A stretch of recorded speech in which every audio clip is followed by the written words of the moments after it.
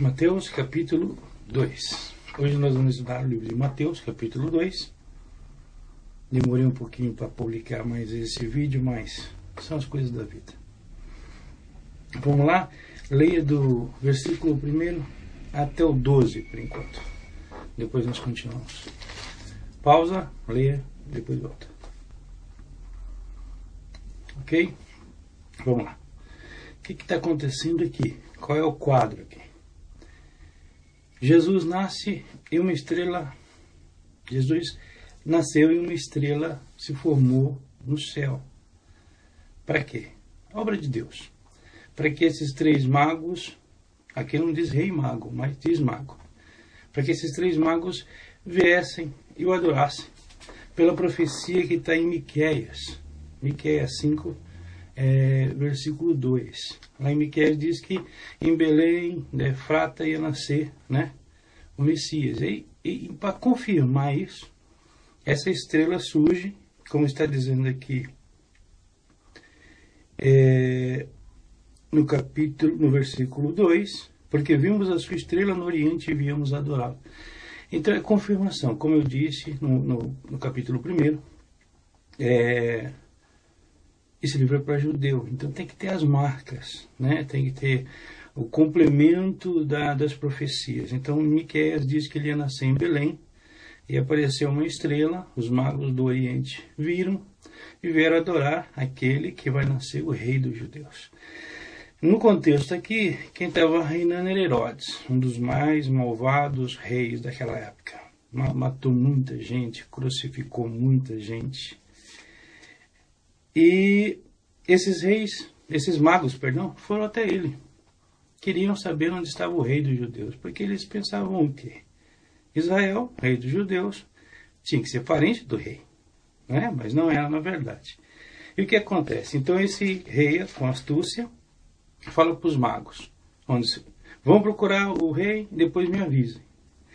Mas Deus, que sabe tudo, né? Na verdade, sabe todas as coisas. Ele já sabia que isso ia acontecer. Por isso ele permitiu que os magos encontrassem Jesus, mas voltaram por outro caminho, né? Então nessa primeira parte desse versículo do 1 ao 12, conta essa passagem.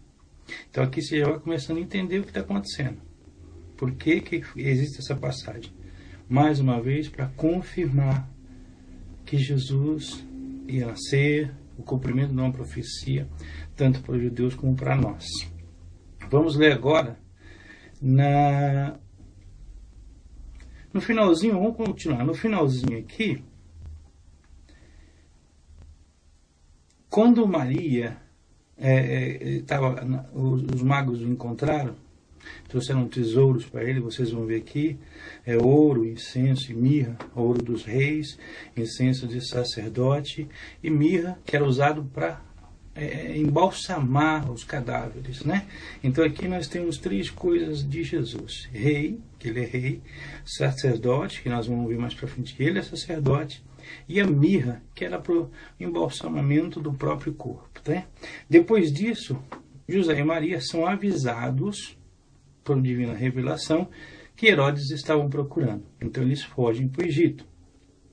O que acontece aqui? A fuga para o Egito nós vamos ler do verso 13 até o 18. Leia e volte. Ok? Então nós vemos aqui que um anjo avisou, né? Então eles pegaram as coisas e fugiram.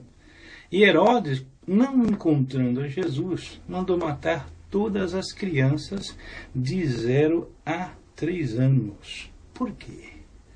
Por que de 0 a 3 anos? Vamos ver aqui qual versículo está isso.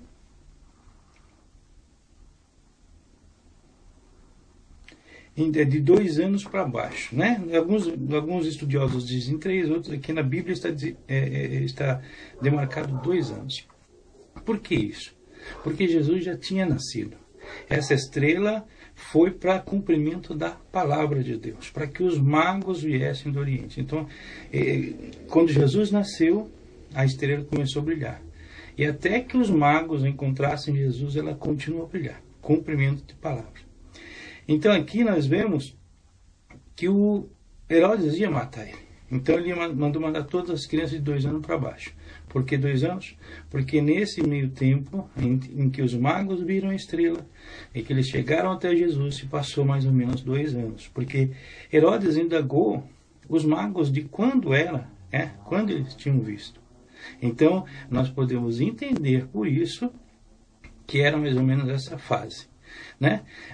Depois que Herodes morre, o anjo volta novamente e avisa José e Maria que eles podem retornar para o Egito, né? Aqui nós vamos ver no verso 19 ao 23. Leia. Ok? Então nós vimos aqui que ele morreu, Herodes morreu, o anjo veio e avisou: levanta, toma o menino e sua mãe e vai para a terra de Israel, porque já estão mortos os que procuravam a morte do menino. Eles pegaram o menino e estavam voltando para Israel. Só que eles ouviram que Arquelau, o filho de Herodes, que devia ser igual, ou pior, estava reinando. Então o que aconteceu? Também para cumprimento da palavra. Vê como é interessante a palavra de Deus, o cumprimento da palavra de Deus. Parecem coisas corriqueiras, parece até, como é que eu vou dizer, situações de acaso, mas não é. Presta atenção. E ouvindo que Arquelau reinava na Judeia em lugar de Herodes, seu pai recebeu ir para lá. Mas avisado em sonho por divina revelação, foi para as partes da Galileia e chegou e habitou numa cidade chamada Nazaré, para que se cumprisse o que foi dito pelos profetas, ele será chamado Nazareno. Então aqui nós vemos, nós entendemos que nada que acontece na Bíblia por acaso. Esse capítulo 2 que nós estudamos hoje, nós vamos ver que essas coisas não aconteceram por acaso, mas aconteceram porque Deus assim quis que elas acontecessem. Aconteceu porque Deus zela pela tua palavra. Se Ele diz que vai acontecer, vai acontecer. Então nós temos que ler a Bíblia com essa fé, que ela não está mentindo, mas está dizendo a verdade. Nós lemos no capítulo 1 e no 2 duas profecias que se cumpriram: o nascimento de Jesus de uma virgem, e depois nós vemos que ele nasceu em Belém, depois nós vemos que ele vai ser chamado Nazareno. Então são coisas que que servem para aguçar a nossa fé, para que certifique a nossa fé, para que nós venhamos a entender que a Bíblia não mente, e que a Bíblia é a maior prova que Jesus Cristo veio, nasceu, viveu e morreu por nossos pecados.